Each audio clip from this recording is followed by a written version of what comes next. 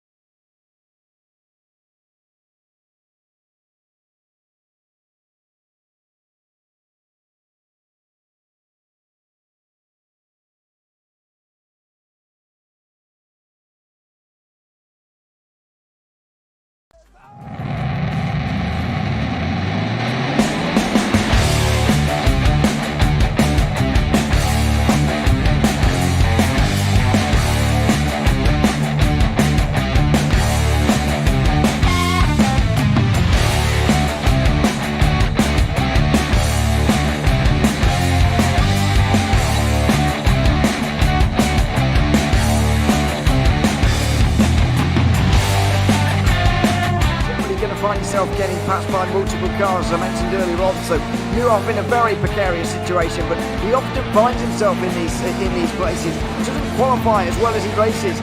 Up front, they are getting with Lee Aberdeen and Luca Varani not very far apart at all here. But I just want to see how Alistair Haig deals with Marcello Kessler coming around the old hairpin.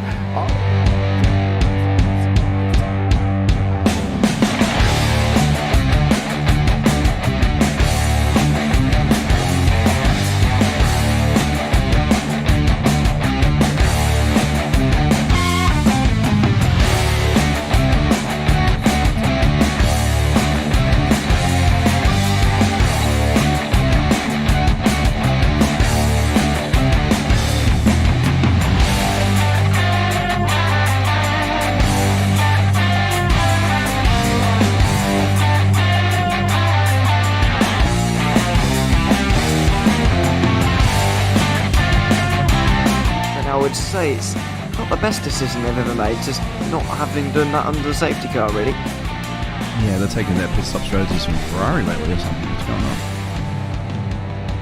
on? In turn one, just too much gas on them, too much feet on the loud pedal, and unfortunately he's dropped him all the way down the order. But Philip Hammer is out in front by an 8.91 seconds.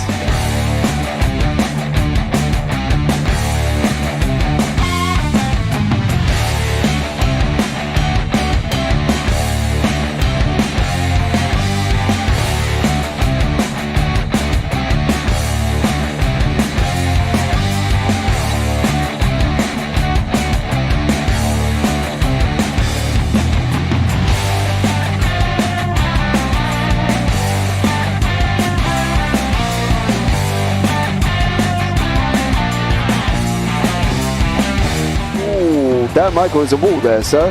And it definitely doesn't want to be hitting that earlier on as well. Difficult, the understeer is in the dirty air through that final corner because it's such a long corner and you get dragged off into the grass very easily. He'll have the slipstream down it towards the chicane. Peterson was briefly alongside, but that slipstream has saved him and kept him in third. Yeah, Varani now lost a little bit of time to Aberdeen, about half a second. Peterson is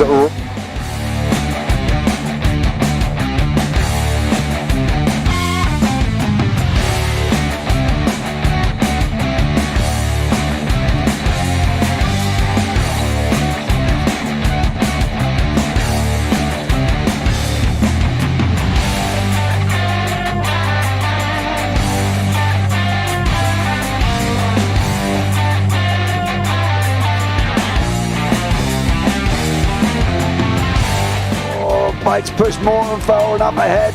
He's got out of line. It's now Pike going to have a go at Werrell. Don't push him off. He's in the championship fight.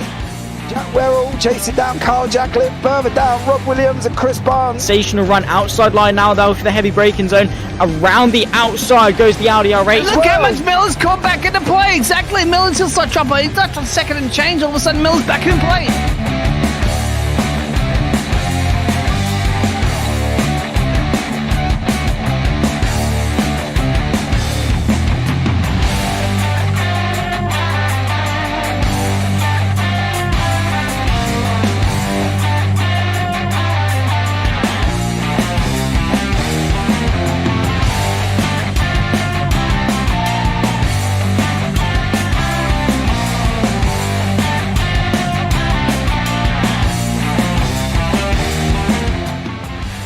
On to the back end of Phil Jocelyn. So there's been a lot of movers and shakers in this first 2 laps here for race. Absolutely serious racing league. Everybody's a lot have fun. Yeah, and It's all about the entertainment, so I hope everybody is enjoying themselves out there in the chat. We know that Ron is been enjoying himself watching. And Burger King machines off into the grass a little bit there as they're really bunching up now.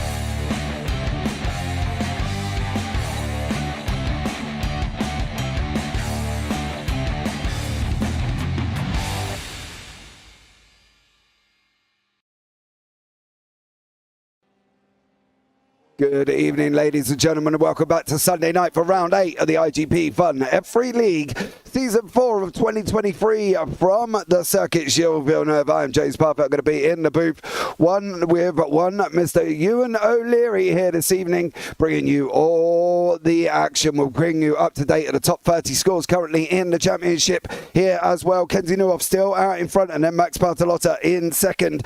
Antonio Jimenez is in third, with Connor Gibb in fourth. Robert Ridgway fifth, then Luca Verani, Chuck Morrow, Adam Townsworth, Greg Seats and Andy Flynn rounding out the top 10. Pedro Suarez, Christian Glamsia, Evan Way, Edward Amos and Ivan Zoranu rounding out the top 15. Then you've got Stuart Milne, Ben Oates, Jack Williams, Marek Otlovs and Vyacheslav Potapenko, your top 20. Matthew Cracy, Nick Carty, Reno Scatini, Dorian Arroyo and Andre Kata rounded out 25. John McKenzie, Samuel Hermer, Louis Gregg, Paolo Brem and Timo Braun are your top 30 at the moment. Let's bring one Mr. Ewan O'Leary into the booth. Have a quick chat with him as we're coming to the end of qualifying. Ewan, welcome in, dear sir. How are you? Good, doing well once again. Looking forward to another round of the championship. Interesting to see that Samuel Hermer so far down in those standings, by the way, that you just mentioned, because he's on pole for this, or at least I think he'll be. There's not very much time remaining in this session now, and I think Tony Jimenez is out there on a lap at the moment. Not sure whether he's going to find the time here for pole right at the end. I would be slightly surprised, but this is an out-of-character performance as far as this season is concerned for Samuel Hermer, who has been languishing further down towards the back for much of the season. But he could well have a pole position here if Tony Jimenez doesn't improve on this lap. Yeah, we're going to find out very, very shortly as he's coming up to the famous last chicane, the Wall of Champions taking place there for Samuel Hermer. He goes, for Antonio Jimenez, sorry. Goes to the right-hand side, which I'm quite surprised about. What is he going to be able to do on the board at the moment? 1:30.034, not quick enough. Robert Ridgway here will be the last one over the line as well for Atomic Racing to see how he does and see whether or not he can make it in any further up the grid at the moment. In the 2.5k standings, it's Stuart Milne out in front with Reno Scatini and John McKenzie, your 1, 2, 3, with Dorian Arroyo in P4. In the team standings overall, it is Hydro Race Racing Forces with No Limit Sim Racing, Scudiera Hydro Race Racing Forces, Formula Sim Racing Team by iRacing third, and then iGPFun 67 in fourth place. So that is currently the driver standings. We'll just wait to bring you up the results of qualifying here, and we'll bring you the grid of this 38 car grid here, all at a very tricky Gilles Villeneuve circuit. It's going to be exciting. It's going to be an interesting one here. And what are we looking out for points on the circuit from these guys? Because at the end of the day, they're rushing through. You know what I mean? We don't really want to have too many problems here, but problems can always arise, of course. Yeah, and there are going to be plenty of zones where problems can arise. The World of Champions, of course, is going to be the obvious one, but overtaking is a little bit tricky around here, of course, as we have a look at the grid before the race. Yeah, Samuel Hermer in first place, Tony Jimenez second, Pedro Suarez is in third, Andy Flint fourth, Kenzie Noah fifth with Evan Way sixth, Luca Verani seventh, Greg Seats eighth, Max Bartolotta in ninth, Simon Fessy in 10th, Timo Braun 11th, and Steve Ridders is in 12th place. And then on from that is Nicholas Westman, Robert Ridgway, Chuck Morrow, your top 15, Clark Williams, Connor Gibb, Reed Dennis, Adam Townsmart and Ivan Zorano round out the top 20. Then you've got Stuart Milne, Eddie Amos, Philip Lucas and Nick Carty, your 24. Koji Ito, Marek Otlov, Jack Williams, John McKenzie, Zoltan Zamota and Reno Scattini, your top 30. Then you've got Chris Stewart, Richard Wedstead, Ben Goyot, Matt Brewer, Alex Hopkins, Patrick Rowlands, your top 36. And then Matthew Gracie in 37, and then Dorian Arroyo in 38th place there as well. 38 cars, strong grid here as well. It's always going to be tricky. They have got their purple zone right the way down till turn 7, mind you, here this evening. It's quite a long purple zone here. Yeah, and that will be all the way out of the second chicane, if you like, or third one, if you count the first couple of corners as a chicane. To be fair, it's a long purple zone, but as you say, but it's a very easy circuit to get things wrong. So, to be honest, we could even see a lap 1 incident of just drivers on their own, because especially through 3 and 4 on the opening lap, it's going to be a squeeze no matter what. Yeah, it definitely is here. Let's get this up and running and get this race underway. The lights are going to be coming on here. 1, 2, 3, 4, 5. No active overtakes until the outside of turn 7, but we are away, way here once more. So as you see, as they come down into turn 1, Samuel Hermer's got to be looking at trying to make a break here at the moment, because he doesn't want to get caught up on that first run out of the hairpin up into turn 12 and 13. He needs to make this bolt as they're coming up for the first time into turn 3 and 4 before they lead us off to 5 and 6. It's going to be a definite one here. I think this could be really interesting to see what Samuel Hermer does. He's got to bolt here, Ewan, because the purple zone now is going to be effectively over. We are racing for it now. It's full speed from Samuel Hermer trying to open that gap to Tony Jimenez. Luca Verani is another one who's trying to close up to Evan Way, and he's looking at the inside as well of 8 and 9. Verani there doesn't make it through this time around. Samuel Hermer did what he needed to do here, I think, as well, Ewan. He bolted at the front. He's opened up, 3 tenths at the moment. It's still possible for Jimenez to get him on the run up into 13 and 14. Especially if he's going as wide as that through the final corner. Jimenez has had a much better run through there, and already I think there's going to be a challenge here on the way down towards the final chicane. If Jimenez, of course, got that run that he needed, and no, he's decided not to go for it. He doesn't even want the slipstream of Samuel Hermer, who is very intent there of trying to break the slipstream. Didn't even need to in the end, really. He's through and will lead the end of the opening lap here with Jimenez in his wheel tracks, and then it's all going on behind for battles in the lower part of the top 10. Max Bartolotta in the lower part of the top 10 at the moment, 4 places behind his main championship rival, Kenji Newhoff. Yeah, he's scrapping away. Is Max Bartolotta once more trying to do his best here, fighting it out, and let's see how he gets on behind the championship leader of one Mr. Kenji Newhoff, one of the only men in the top 10 that's not moved the position, with Luca Verani and Greg Seats, the only 2 compatriots that have made positions up over this first lap or so. Max Bartolotta sat down in 9th here. Battles all the way through as well, all the way down, right down, even down here with Chris Stewart and Zoltan Zamota, with Reno Scattini and Jacques Willems. Willems got the corner out of turn 8 and 9, all a little bit wrong here. That's going to allow Chad Stewart to close right back up. There were 2 wide in front there, Ewan. I didn't see it, but we did see how they get on. That was Eddie Amos, I believe, over Philip Lucas on the inside. Chris Stewart is trying to get Willems. He's not going to make it through this time, but there are battles commencing, and they're still going on up front. Yeah, it's good that it's commenced so quickly, because it means that the race won't settle down, and it means that everybody, when there are battles going on in and around you, it means that you're more likely to get into one as well by catching those guys in front and so on. So if this race just doesn't settle down, then we are going to see a lot of overtaking here. It's not going to be quite so obviously difficult to overtake, as I kind of feared that it might be at points in this race. Kenji Newhoff makes a place up ahead of Andy Flint there in towards turn 1. Flint coming into today, if you count the drop rounds, is 7th in the standings. He, I think, overtook Evan Way during the last race, but got overtaken by Connor Gibbs, so stayed where he was. And that's exactly where he finds himself in the running order at the moment, in and around that sort of top 5 region. He is 5th for the moment. Yeah, Chuck Morrow looks like he's had a bit of a tat-tat-tat, either with himself or with the wall. We'll have a look back at that one very shortly. Greg Seats at the moment chasing down Varani as we go on the left front here. Tucked right behind Varani. Let's see what Varani's going to be able to do and whether or not he can get away from Greg coming into turn 8 and 9. He's got to keep that gap open. He's gained 1 position. Greg's gained 1 position as well.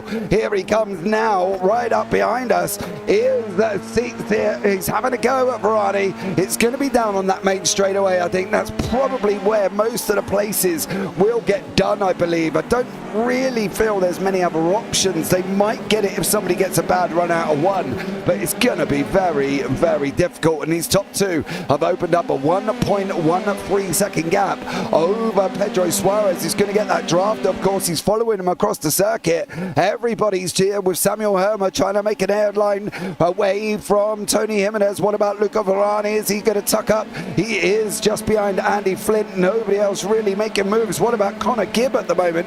He's having a good season as well. Connor Gibb currently sat in 4th place. You applied a drop week zone for Connor Gibb, and it could turn out quite well for him as he ends up basically down in 6th place. So he does end up going backwards, but this young man has been an inspiration over the last season. He's back again this season. He's doing really well for himself. Yeah, he certainly is. And at the moment, I don't see. Yeah, it's just because he's got very good drop rounds compared to those around him, like Greg Seitz, Andy Flint, Evan Way, for example, who are around him in the standings. They've got 0 points to drop because they've missed a couple of rounds. So that's why he loses a couple of places to the likes of them, and he also loses out to the likes of Varani as well, whose drop rounds are not quite as good as they normally are in a season of the iGPFun F3 League. I've got to say, he's only dropping 44 points from his 2 rounds, one of which was a bit of a disaster, I'm afraid, at round 4, and he really can't fall back on that result over the course of the season. But he's back to his best, I would say, up in 4th at the moment, only a point behind Jimenez actually in the standings as they run right now, and he's one of those that gets better with the races as well, gets better as it goes on. Not saying Jimenez doesn't either, but Luca Varani is very much a Kenji Newhoff type figure in that he does gain places in the race, and he will be doing that here this evening, I would imagine. He's already got 1 and he's looking for another on the back of Andy Flynn. Yeah, to jump onto the nose of Varani into that wall of champions as well. Varani's got to keep it a little bit more careful through there than he did in practice. He did tag the wall in practice on board with Timo Braun as he's chasing down Steve Ridders. Andy Flint is having to go up further up the front here as well. He's got Luca Varani still tucked up right behind him, and Flint really managing to succeed to stay away from Varani. But lap 5 of 32, Varani's going to again do what Varani does best. He's just going to be there, making sure he hits every corner, making sure that he can gain positions when the need arises. I think he got a little bit of slow coming out of 4 and 5, and that's allowed Seeks right up behind him, coming into 6 and 7. Again, Varani gets a little bit of a slide on. Seeks again closing up into him. So it's going to be an interesting one here. You can see on the left-hand side, guys, we've almost got 1, 2, 3, 4, 5, 6, maybe 7 groups materializing in the top 7, and at the moment here it's Greg Seats with Luca Varani. So we've got battles all the way through here, Ewan, as we normally have gone across this 38 car grid, and Greg doing a great job chasing down Varani at the moment. He's doing a very good job of this, and certainly does need it as well. Nothing to fall back on for Greg Seitz here this season. 6th place, 1 round to go at Virginia.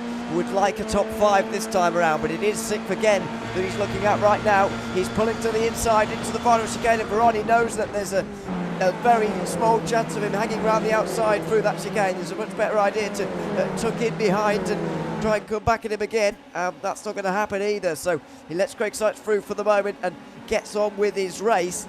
as Jimenez begins to come under pressure from fellow Iberian Pedro Suarez for second place. Suarez there fighting it out with Tony Jimenez. He tucked up, used that draft, closed the gap right up. Jimenez is losing about a second at the moment over Varani here as well. So for Tony Jimenez, he's got to be able to be sure and be aware at the moment what's going to be happening. Both of them are slower than Samuel Hermer through sector 1. Suarez again, you know, he's doing what Suarez does best. He is good at the early stages of this. I think for Suarez, he's just got to be able to put that into effect here. He's got Jimenez in his sights. He can use that draft going up the casino run and hopefully be able to get Suarez where every other manoeuvre seems to be taking place into that turn 13 and 14. This is the kind of race that I expected, actually. The opening few laps were very energetic and there was a lot going on, but this is more like what I expected. Long drawn out battles where it's difficult to overtake and some frustrated drivers trailing some drivers really not doing very much to hold them off. Now Pedro Suarez looks to the inside of the final chicane, but again not close enough, and this is the frustration with this circuit a little bit at times. It's that you can't really get very close on the way towards the chicane because you need to be almost alongside as you're on your way in there, and even if you've just got your nose alongside their rear axle, you can't really go anywhere with it, and you can't really make a move even in that situation. So that's where the frustration comes with this circuit. You need quite a bit of overspeed to make overtakes work, and we're seeing here with Clark Williams, for example, it is possible as he squeezes down the outside of Stuart Milne. Yeah, he's going to have the inside for turn 2. And now you can see behind Milne as well, he's got Philip Lucas trying to follow him through. They're almost side by side. Stuart Milne on the right, Clark Williams there, and now in that green and white liveried machine, loses that place eventually to Stuart Milne. Now Philip Lucas is going to come at him. He's tightened up the run into turn 5. Here, is he going to be able to get through? He goes left, now he goes right. Lucas is well within the back end of Clark Williams on that run down into 8 and 9. Let's see if he's going to be able to make that move. He's going to have that inside line at the moment. It is Philip Lucas. Is he going to be able to hold it? He's not. He backs out a little bit. It allows Clark Williams to take his line. Now he tries that cutback. Williams got all out of shape there, Ewan, and has ended up losing that position to Lucas. Well, yeah, out of shape is an understatement, really. He was all over the place through that section of corners, through 8 and 9, which is another tricky chicane, as they all are at this circuit. Now it's side by side between Andy Flint and Greg Seitz, the two Americans. Oh, this is what happens when you don't back out on the way into there, and they've made it work somehow, but that could have gone oh so wrong for the both of them. Max Bartolotto wants to capitalise on this. Luca Varani as well. They're 3 wide in towards turn 1. Who's going to come out on top in this? Not entirely sure. That was very close as Bartolotto very not nearly got into the side of Varani. Now he's pushed out wide and Simon Fetzi is going to make his way through on the inside of 3 and 4, and he does get the place. Bartolotto loses out in a situation where he really thought he would have gained at least 1 place. Yeah, but that's the problem when you're going side by side like that as well. It's always going to be an issue because we had Andy Flint and Greg Seitz side by side. Luca Varani, Simon Fetzi and Max Bartolotto also side by side. Made it very difficult for anyone to make a definitive move because the two in front were side by side there as well. Seitz pulls out, nearly takes his nose off on Andy Flint's car. Flint gets it a little bit wrong, coming out on 8 and 9, and here comes Seitz now. Is he going to get him into that hairpin? Is it going to be the wrong move? That's going to be the question. Does he want to wait as well? Hang it out round the outside. Flint's going to come back at him. Let Flint have that position and get him on the run. Down now, they're going to be side by side. But Varani's going to have a piece to this. Where is Varani going to go? That's going to be the question. Is he going to take it 3 wide for Luca Varani? We go on board the chopper, who is flying around Canada at the moment. Varani's thinking twice about it. He's looking at Andy Flint and Greg Seitz still side by side. Greg's going to get the position. Flint's going to run the inside line. Now he's going to jeopardize himself on the exit. Is Andy Flint. Here comes Simon Fetzi once more. They're going to be 3 wide again, Ewan. Yeah, and Bartolotto wants a piece of this as well if he can, but knows to back out. Fetzi certainly won't though. He's on the inside. Varani trying to give space to the inside and outside at the same time, and he does it very well on the inside. Eventually the American prevails and Simon Fetzi just gets 1 of the positions in the end. Varani forced to give in and forced to give away the place. Bertilla's hesitance has given him a big challenge as well from Stephen Ritter's just behind. And then you've got the low coming up from behind as well. It's all going on here, straight down the inside there. Timo Brown goes through on Steve Ritter's. Westman here as well. Evan Ray, Robert Ridgway, Colin Gibb. Everyone's here now in this fight. Yeah, they definitely are. They're all stacked up at the moment. Bertilla's got under a 1 second gap now to Luca Varani, who did end up losing out to Simon Fessy, and then Westman's also got off as well. He's somewhere in the gravel trap. It's Nicholas Westman. What happened to Nicholas Westman? Was he all on his own? Yes, it definitely was all on his own there, and Nicholas Westman ends up in the gravel trap. Tony Jimenez still under pressure from Pedro Suarez. Suarez on that run into 13. He pulls out on the left-hand side. Is Suarez going to get it? He is over Jimenez. What's going to happen with Simon Fessy, Andy Flint, Luca Varani, Max Bertilotta? Timo Braun also closing in as well. Flint still manages to hang on from Fessy from this time around. We've got 22 laps of this, Ewan. This is going to be action-packed all the way through. There's already been more action than I expected to see today, to be honest. Every time there's been a hint of this race calming down and it's slipping into that pattern of one driver struggling to get past the next, it's just exploded. And that's the advantage with this circuit, and generally with circuits, to be fair, where it's not easy to overtake. It's when overtakes are happening in front, everyone catches up from behind. You can get a lot of time when there's people battling in front of you at this particular circuit. And then you want to get involved as well, because you don't know when your next chance is going to be. And it creates situations like we've seen so far where we've got fantastically entertaining racing. Unfortunately, it only lasts those couple of laps, and now we've got to wait for it to bubble away for a few laps again. But it was fantastic while it lasted. And great driving from Simon Fessy, who was really the biggest gainer out of it all, overtaking Bertilotta and Varani in a matter of 2 laps. Yeah, Varani still in front of Bertilotta. Simon Fessy still in front of that as well.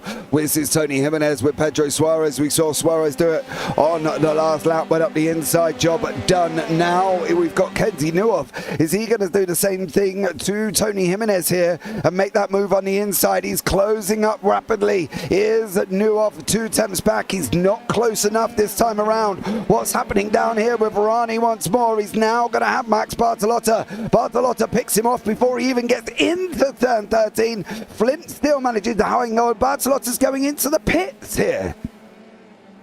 And I saw a pit stop from Evan Way as well recently. I don't know why they've made this stop. Evan Way has dropped to 29th after only spending 3 seconds in the box. And Bertilotta now is going to be in the box as well. I'm presuming for a short amount of time. I'm presuming for a fast repair that he's going to take here, is my only guess. Yeah. But why would he need to take... Well, he's going up on the jacks. Varani, excuse me. I've said Bertilotta, didn't I? Varani, I should say. Yeah, I'm not sure. I didn't see him getting in any contact, so I don't know why he would need to pit. Well, he's got no wing. You see, he's got no front nose cone in that replay. Oh, but he did in live pictures. So what? How's that possible? I am really not quite sure. I'm trying to find Luca Varani if I can find out where the incident happened here.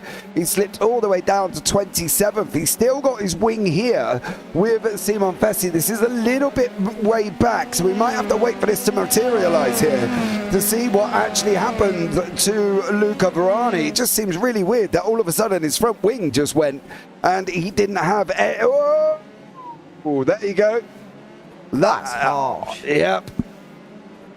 That is harsh. That is almost bordering on the line ridiculous. Newhoff now going up the inside of 13 and 14.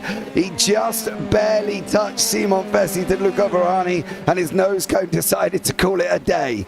As you say, that is a tough one. I don't think it's bordering on ridiculous. I think it's it just flat out more is. than that. It is quite ridiculous, but anyway, a real shame for Luca Varani. He's had to get that repaired, and maybe, I'm not sure if something similar happened to Evan Way, but I wouldn't be surprised.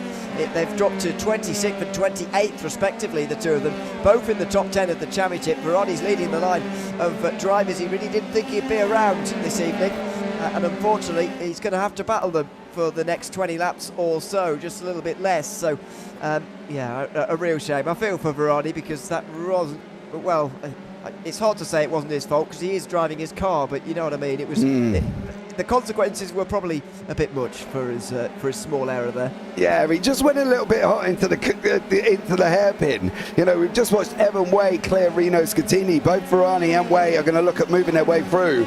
Chuck Morrow's had a bit of a rough one here. He's had 2 incidents already and is now all the way down in 29th. Dropping 14 places is Chuck Morrow.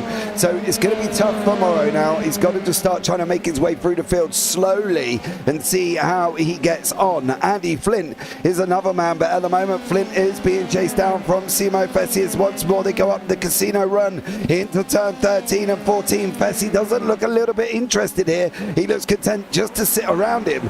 Would you play this though, Ewan, where you almost get to the final lap before you start making a move? Because that's always going to be tough if you want to do that, because it's kind of a 50-50 chance that it works. Yeah, I'm not for waiting for the final lap here on this circuit, I've got to say, especially this early on in the race. It's only lap 13 at the moment. We've still got a very long way to go here this evening, and I think even at this stage in the race, no matter what circuit you're on, I think you've got to go for it at this stage, especially when you're in the pack like these two. Ooh, so Fessy's hit the wall. Close. Yeah, he hit the wall. Yeah, I would have thought so. I think he might. See, that was probably harder contact than Varani made with the back of whoever it was earlier on, but there's no damage here for Fessy. He's going to go straight through on Andy Flint, who's now made a mistake. He just got a little bit loose there through turn 6. He got the power on through the chicane, and it's a costly error. It's cost him the position. So despite getting in the wall, Simon Fessy actually has made a position. Yeah, that's the weirdest thing. That contact with Varani was just like, it almost like he sneezed at the back end of Simon Fessy, you know, an end play or something minimal, not a whole front wing that just miraculously drops. And then Fessy when he goes in a little bit deep into the hairpin, he gets and hits the wall, and he gets away with it scot-free. The damage situation seems to be a bit extreme here as we go on board with Max Bartolotta looking forward at Andy Flint. Flint's going to pull out. He's going to make a nuisance of himself over Simon Fessy. Bartolotta's going to hang on coming into that Wall of Champions. We haven't seen anyone in the Wall of Champions yet, Ewan, but never say never, as we're still only on lap 14 of 32. Yeah, you know, normally we would say it's a good omen for someone like Max Bartolotta, who's going for the title this season, but I think it would cost him some points, possibly not a good idea. At the moment, by the way, he's so far back actually that this might well become one of his drop rounds. He finished 7th, which is in a couple of weeks ago at Aragon, I think it was, and that is at the moment being counted as one of his drop rounds, as one of the worst performances this season. 6th place only, or 6th place, 6th place only, as I say, and that at the moment is being counted as one of his drop rounds for Max Bartolotta. So at the moment he is certainly getting away with that, I suppose, but this would be a drop round as things stand, and he would lose out to Neuhoff, I would imagine, in the championship, would lose his championship lead, because while he does hold it in total points, he also holds it if you count 2 drop rounds as well, which is of course what we'll be doing at the end of the season. Yeah, we will. At the moment, Simon Fessy cannot seem to get that chicane right at the moment. He's getting good traction out. We're on the front right here. Oh, but Max Bartolotta just tucked in between the suspension arm and the wheel. You can see the spinning wheel on the right-hand side. Now we're looking at moving up into Andy Flint territory. The gap is closing. We're going down 2 tenths here as well. I'm not sure why you're going to pull out. You ain't going to make it from there, dear sir. You're too far back at the moment. Over as we stay. Yes, we stay out the Wall of Champions. Watch more. Jimenez with the fastest lap of the race on a 1:30.2. But Samuel Herman's out in front by 2 seconds here, Ewan, doing an absolute splendid job. He's just doing what he needs to be doing, and he's flying along. Chuck Morrow, Zoltan Zamotta, John McKenzie, all going to batter it out as well, coming down into 13. There's Chuck Morrow. That's Zoltan Zamotta. Surely you're not going to run Zamotta around the outside. He's not. Zamotta's going to have a slow entrance in. Chuck Morrow, is he going to be able to capitalise coming down into turn 1 here? Well, we're going to find out very, very shortly. On we go on board. Is he going to be able to get through? He's looking up the inside now as well, side by side, going into 1. Morrow's going to make it through here as well. I think Zamotta's not going to have enough. He isn't. Chuck Morrow switched on the outside of turn 2, takes that position away. Does only move him up into 26th, but it is a gain at the end of the day. As you say, he's now only down 11 places after his 2 little incidents he's had through the race. Yeah, not too bad at all so far. And this group is another example of what I was talking about earlier on, that when battles begin round here, they generally don't know when to end. And further on behind, drivers just catch on and continue to make passes. Luca Ferrari is making a few moves right now as well. He's now up to 22nd. That was a pass on Richard Wedstead for that position for the driver of the 222. He's in 22nd. Well, all the twos at the moment for Luca Ferrari. As we go back up front, Andy Flint holds off Max Bartolotta, but for how much longer is this going to go on for? Well, we're going to find out very, very shortly. How long is he going to hold off Max Bartolotta? Whoa! Bartolotta's gone in too hot. No. He'll be in trouble for that. Yeah, Flint's He'll be in trouble for that, surely. He must be. Flint's got no rear wing on his car now as well, and Andy Flint here is just going to be kicking himself as he just gets a little bit of a push from Bartolotta. I'm trying to find out if we can get back a little bit early on. Here we go now. We can have a look through on the dynamic TV. Bartolotta goes in hot. He never touches him though. He didn't touch him. Okay. I mean, yeah, I still think he's going to land himself in a bit of... Well, no. Oh, no. Oh, well, okay. Yeah, he doesn't really touch him at all there. Does not touch him. Well, will race control take that into account or not, is my question. After that, I don't know. Because the reason I posed that question is because Max Bartolotta was included. He didn't get a penalty last round at VAR, but he did get included in the steward's report for a warning for an incident on lap 13.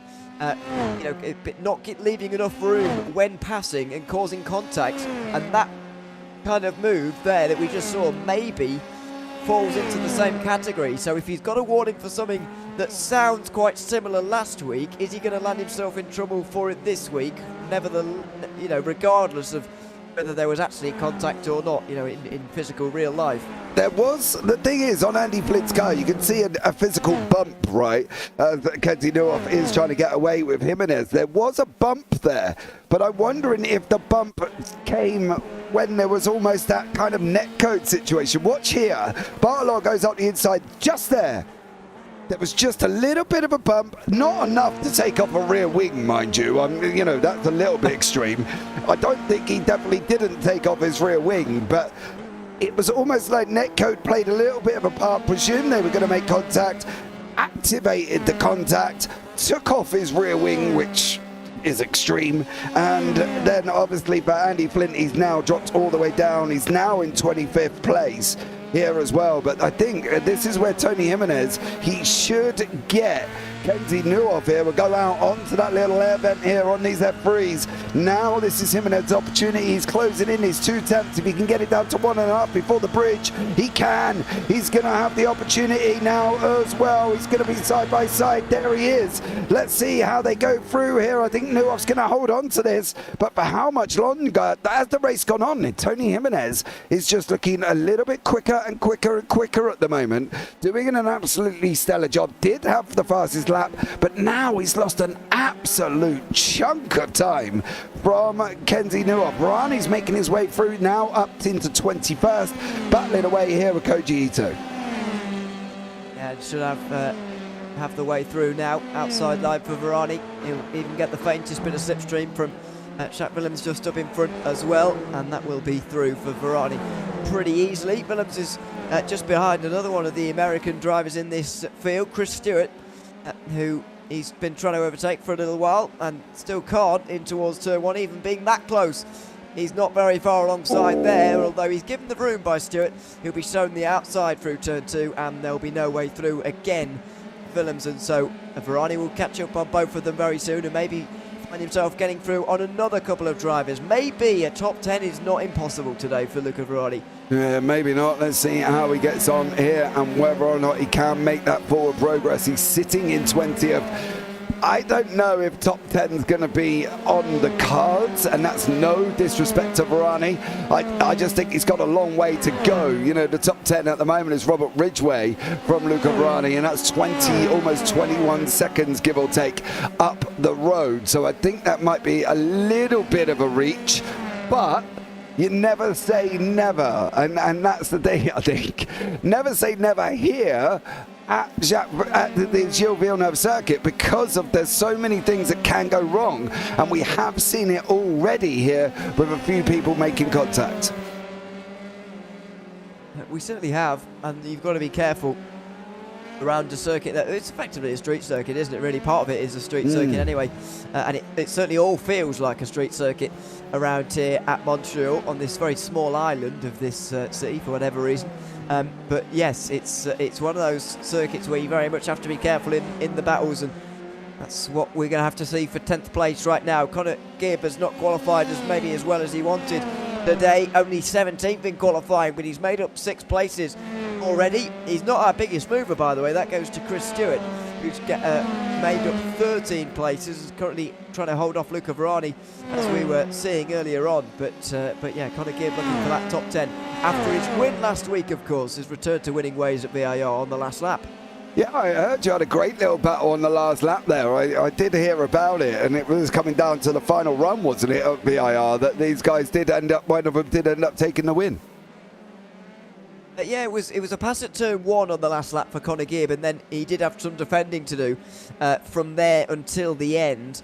So it was a bit of a nail-biter, but in the end, I think Gibb was good value for the win. He led most of the way and ended up taking the lead on the last lap and holding on to the end as well. So I think he was good value for the win. And it was good to see him back on the pace, really, because ever since he did so well last season, he's not really been up there again. But that was his first top 5 of the season, for example, when he went and won the race. We're down with Richard Wedstad. You can see Morrow and Flynn here as well. Flint's trying to make his way back up through the order after mysteriously losing a rear wing in a phantom contact with Max Bartolotta, unfortunately for Andy Flint. Not an ideal scenario there as well. Stuart Milne on the right-hand side here. He's battling away at the moment with Ivan Zorano. He's trying to go around the outside of turn 2. Eddie Amos is prowling in the background here. Zorano did not look like he got a better exit out of 2. Milne's trying to run the outside line again, going into 3, 4. Stay out of the wall, gentlemen, there as well. Milne does manage to get through on that run now into turn 6 and 7. Through 5 we go. Now he's going to be left and right. Now it's going to be Amos's turn over Ivan Zorano, and now Zorano's got some defending here to do because he's got Eddie Amos climbing right up behind him. And this is the problem again. We're seeing it again. Drivers catching on in these battles that are just making it more complicated for everybody. It's another defensive move from Milne on the way into the next chicane. That gets Zorano even closer, gives him a run out the corner, and maybe we'll see him make a move down in towards the hairpin. No is the outcome of that one. Stuart Milne holds on to the positions, but Amos is there, and also Nick Carty will have gained out of this because he's right on the back of them as well. Yeah, and then behind that you've got Chris Stewart, Luca Varani still behind Stewart at the moment. Now Zorano's looking at making a move on the outside. Is he going to be able to make it through? I want to go to Varani and Stewart straight after this. Zorano does make it through. Varani does make it through over Chris Stewart. Now I was looking at Chris Stewart's livery, and I was sitting thinking, what does that remind me of? Now, it almost reminds me of the 91 McLaren Marlboro livery, but the colours are just a little bit round the wrong way. It needs to be white, red for Chris Stewart. So if that was a livery that he was looking for there, it's just round the wrong way. So it needs to be the other way. White, red, and you'll have the 91 Marlboro livery from the McLaren team there once more. So a great looking livery. Just split the colours for me, dear sir. That will put you there and put you in my good graces as we go to next week. I know what you mean, but I don't know if that's what he's aiming for. So, I don't know. You just got to have a story, haven't you? I don't know. He might be, but I don't know. Maybe he's not. Maybe that's not what he's aiming for. But I know what you mean. It might well do. It does have a similar look to it. It does feel like that's maybe new, unless I've just not remembered Chris Stewart's livery. Then it just does look new. Maybe compared to what he's had in previous weeks, as Jack Williams gets dived by Evan Way. That's not too much of a surprise. Because the Canadian is coming back through the field on home turf after his pit stop. Yeah, it definitely is. And now we've got that manoeuvre from Jacques Willems. Is he going to get Evan Way back again? It's always a tough one when you get overtaken. It's not really looking aggressive as Jacques Willems. I thought he might have gone for that. He had the run at one point and then just kind of backed away from him. And oh, cool, blimey. That was a little bit close from Jacques Willems there as well. Yeah, it looked like Willems had the run, but unless Willems knows that Evan Way's quicker, so therefore there's no reason to go back past. But I don't know, I find that a little bit strange there, as I thought Willems might have had another go at him, as he did look like he had a massive overspeed on him. We're just biding time for the moment, and yeah, I mean, I know we were on board there on that occasion, but I feel like that's what these guys are doing lap after lap, getting that close to the wall, just lap after lap, and we're just surprised about it because we're not driving. You know, it's just normalised for these guys that you just get close to the walls, and that's the way to do it around here. So that's what they're. That's what you've got to do to win around here, get as close to the walls as possible. Right now, Samuel Herber has been claimed the closest of anyone. He's still leading by a very long way. Whoa! Koji Ito has got that all wrong. Well, that was well, I didn't see that coming, I've got to say, but he's broken way too late into turn 8 it is, and it's gone straight on at the corner. Chuck Morrow went straight through there. Chris Stewart now looking at the back of Evan Way. He has just lost a position. There's been an incident at the back with Wedstead and Koji Ito. It looks like they may have made contact together. Let's see how Stewart gets on. Barani, you just saw in front of us, climbing up to the back end of Carty. He's not going to make it through. What did actually happen with Wedstead here? That is Koji Ito. It looks like he's serving a slowdown. He goes to the other side.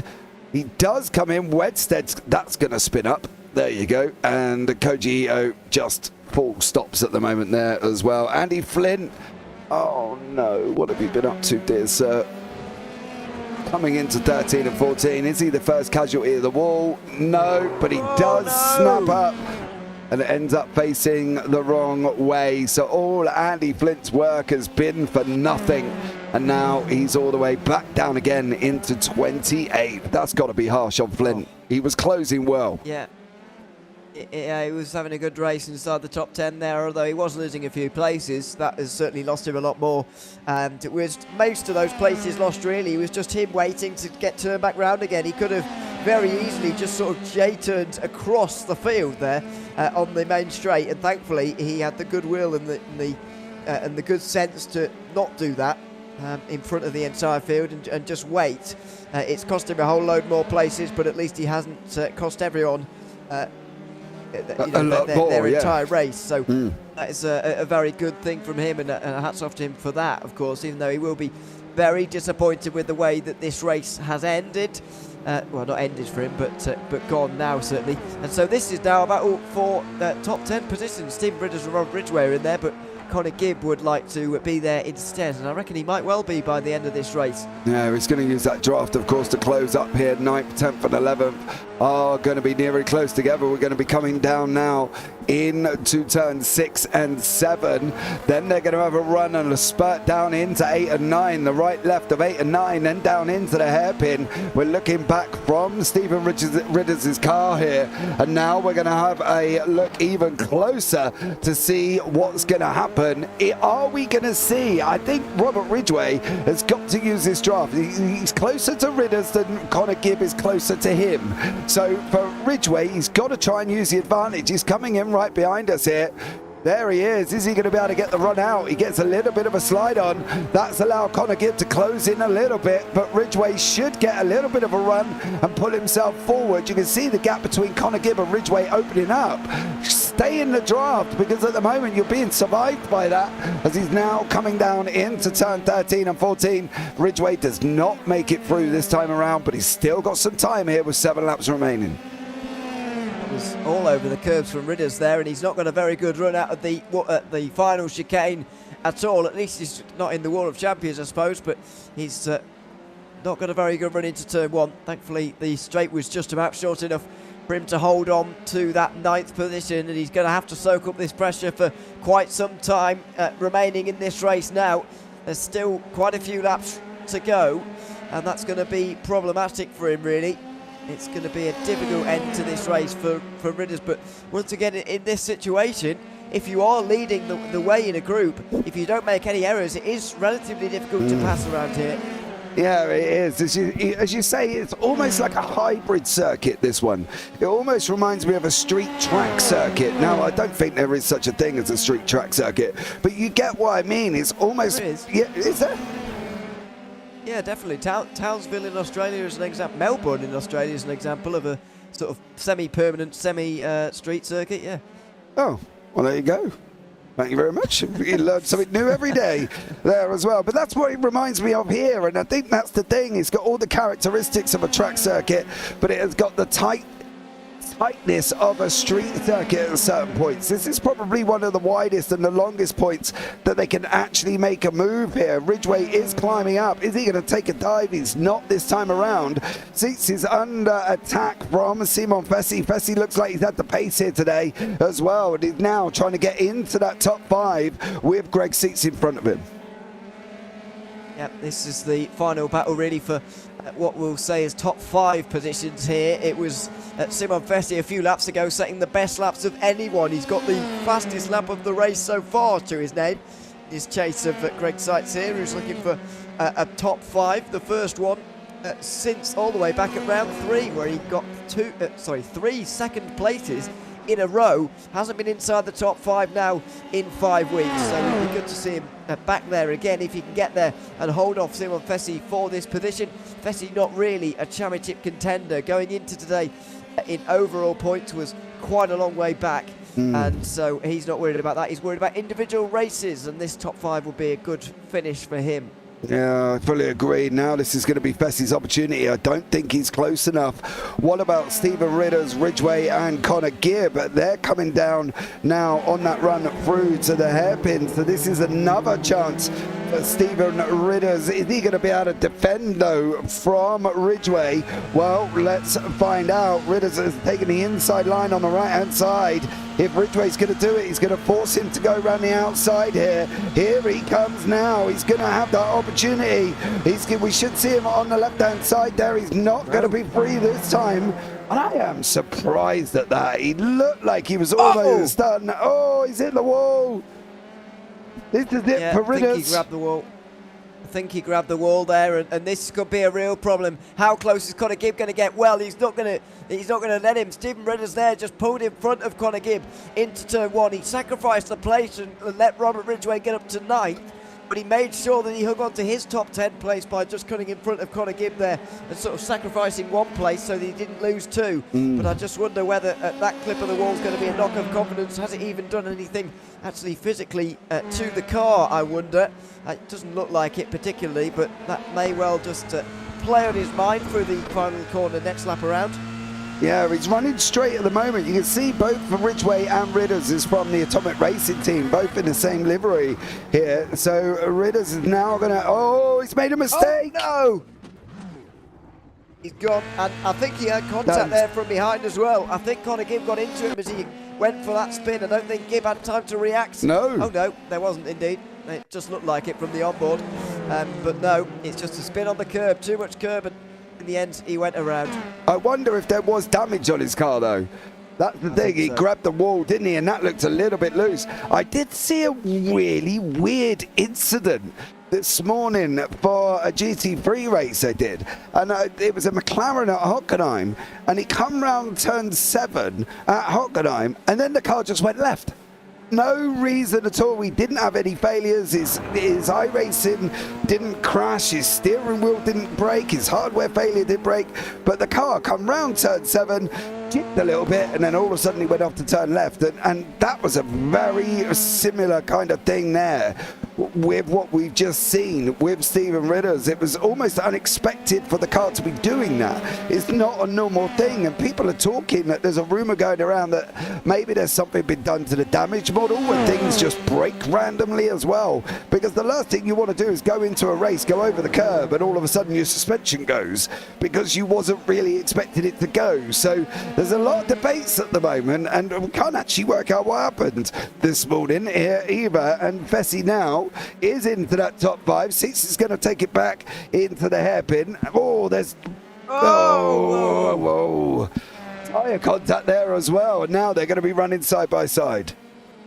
Yeah, it's a drag race between the two. Who's got less downforce? I don't think the answer to that is Simon Fessy has, because he started slightly behind and now he's edging alongside, he's edging in front, but there's really not much in it here. Absolutely locked together into the chicane. Who's going to give in? In the end, Fessy has to, given the fact he's on the outside, but he will have another run out of the chicane. He got through, of course, on sights earlier on, and will be looking for that position back straight away into 5th position. He's used the slipstream this time. His car a lot better in there, and Sights tries to come back at him. He does very well. He goes round the outside through the first part to get the inside at turn 2, and Sights holds on to 5th again. Yeah, he does there as one of a back marker behind here as well. That's Matthew Gracie. And the reason Matthew Gracie at the moment looks like he's had a bit of a moment was all down here on lap 27. He is one of the lap cars, of course, is Gracie. So we can have a quick look. Oh, he's already facing the wrong way there. So I wonder how Gracie actually got there at one point as well. Was this all on his own, or was there contact for Simon Gracie? That wasn't. He wasn't on his own. No, he definitely was not. Oh, oh my word! Who is that? That is a catastrophic misjudgment from someone who's got that all wrong. As they tried to cut back into the racing line again, and were just unsighted. Completely missed braking point there, and and that was quite clumsy from Matthew Gracie actually at the end to back into the wall. It was Patrick Rowlands. Patrick Rowland, was it? Yeah, Patrick Rowlands, who he just tucks back in here, doesn't he? He gets unsighted with his braking point and just gets it really wrong, really quite wrong. And it was the car in front as well, just braking maybe slightly early, that outfoxed him there, but unfortunately that's not his best moment, and it's caused the contact there into the final chicane. Yeah, I think the problem with that is as well for Rowlands, he would have had a massive overspeed. So with that car in front, the car in front broke a little bit earlier. Oh, too wide. Here we go again. Fessy's trying to get past Sights here. He's not going to get it this time going out of turn 2. Round now into 3 and 4 we go. The right, left. Now they're still staying where they are at the moment. 2 laps remaining here. And we're close to getting near the end. Is Fessy going to be able to take this top 5? Well, we'll find out very, very shortly. And I think a lot of what we saw with Rowlands was just a bat of overspeed. The car braking in front because he knew he had the overspeed from the 2 battling. Rowlands just got it all a little bit wrong and ended up into, he ended up into Matthew Gracie, unfortunately, and that's a bit of a shame. Fessy still going over Sights here, and now they're going to be on that run down into the hairpin. Surely this has got to be the hairpin up to turn 13 here for Sights, Simon Fessy. Well, I'm not sure he's going to do it at the hairpin. I think he's going to wait until the front straight, either the final chicane, or back straight I should say, or front straight. We'll see here. It's either going to be final chicane or first turn. I wouldn't say it's going to be final chicane by the looks of that exit off of the hairpin, and he knows it. He's just pulls wide. He's going to try and get into the mirrors of Greg Sights here, get into his head a bit, although I would have taken the slipstream personally. He just needs this good run out of the final chicane. You can be too close on the way in, to be fair, so maybe that's what he was trying to alleviate. But it's a good run from Sights. It's a bit too hard on the curve from Fessy through the first part, and he's not close enough here. And anyway, even if he were to get to the inside, Sights has done a good job hanging it round the outside through that bit to give him the inside at turn 2. And so far, Fessy hasn't been able to find an answer to that. He hasn't here as well. Now there is Sights. We're coming into turns 3 and 4. Over the wall, over the curb we go. Not a good run out from Fessy. He lost an absolute chunk of time there. And unfortunately for him, he has lost position. Stuart Milne has just lost a position to the recovery in Evan Way round the turn 13 and 14. That looked an absolutely spectacular move there. Let's get these guys through 1 and 2, and we'll have a look at that move from Evan Way on Stuart Milne. It looked like he did do it round the outside, which looked very bizarre, which would have been the inside initially and then the outside coming out. So here we go. This is what Evan Way got himself up to. There's the inside. He keeps his foot in. He just gives Stuart Milne a little bit of a squeeze there, Ewan, but you got to admit that was brave from Evan Way.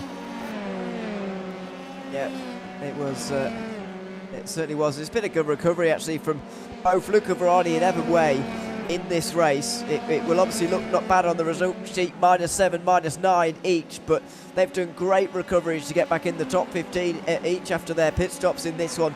And goodness knows where they could have been without those incidents over the course of the day. Unfortunately, That's just the way that it's gone for them. They've had to recover from those incidents, but they've done so very, very well indeed, and fought their way through an at times very competitive midfield where there's been a lot of fighting and a lot of big groups for them to negotiate. Yeah, they have there as well, and you know it's going to be tough for them, but I think at the end of the day they can be proud of where they've got to. You know what I mean? They could have been just gave up. They could have just said, no, I'm out, that's it, job done there as well. So, well, fair play to Everway and Luca Varani for staying in this. It could have been a little bit more harsher for them if they had just given up, but they didn't give up. Samuel Hermer taking the white flag. We're on the last lap. He's got three corners to go. I think he's wrapped this up. He's done an absolutely stellar job. Is the only man in the field to not lose or gain a position. He has been in the same place throughout this race. He got off the line, led from the start, did a great job. If he showboats and puts it in the wall, that is not going to be very good. But I don't think Samuel Hermer will do that. I had to hold my breath there just in case. Hermer comes over the line. He takes that victory from Pedro Suarez, who takes it in front of Nuoff. So great 1-2-3 from them. And we've still got this battle with Ivan Zorano materializing with Adam Townsworth as they're coming down into the hairpin as well. We'll follow this through once more, but Max Bartolotta in Simon Fessi, they're scrapping it out. Fessi's hit the wall. Fessi's hit the wall. Oh no! Oh no, he had... Whoa! Oh well, he definitely has hit something, because look at that, he's got big suspension damage. Okay, now we go on the hunt for where Simon Fessi's incident was. This is right at the beginning of the lap here, unfortunately. Sorry about the being so far back, but I want to see where he's done it. He must have done it somewhere. He has hit a wall, and he's hit it hard at some point on that rear left. So where possibly on a rear left corner can that happen? 9? Yeah. Sorry, 7 maybe? Yeah, 8 and... no, it would be 8 and 9, wouldn't it? Hairpin, I guess, then. It's got to be hairpin, surely. No, because they're coming down to 8 and 9 now, so it's possible we might have done it out of here. Okay, that is very bizarre. Where did he do that, and how did he do that? Or was it? Because Bartolotta, at this point, he's a long way ahead of Bartolotta as well. It's not like it's close. No. And he's just limped to the line, right at the end here. Yeah, I'm not sure here. No, I'm not sure either. It seems to be a very bizarre incident for Simon Fessi, and he's already finished at this point. I can't work this one out. I don't know where he's done it. Is he struggling at that point? No. No, he's still got all wheels pointing in the right direction. Yeah, so, well, this doesn't look like the final lap anymore, actually, does it? No. Yeah, it is. So, well, is it? Yeah, it is the final lap. We'll just go forward now, and we'll do it very quickly. I want to see how Fessi did that move. Where did he lose that? He's still got it. No, he's still got it. He's still got it. He's still right here, isn't he? Yeah. Whoa. That's it. There we are. So that was Rowlands, Patrick Rowlands. Now, did Rowlands do that all on his own? He looked like he did. Yes. He then comes back. Fessi gets just... Oh, no. Simon Fessi, but there's nothing Rowlands can do on that one. And I wonder if Rowlands, I'm hoping that wasn't contact with sights here.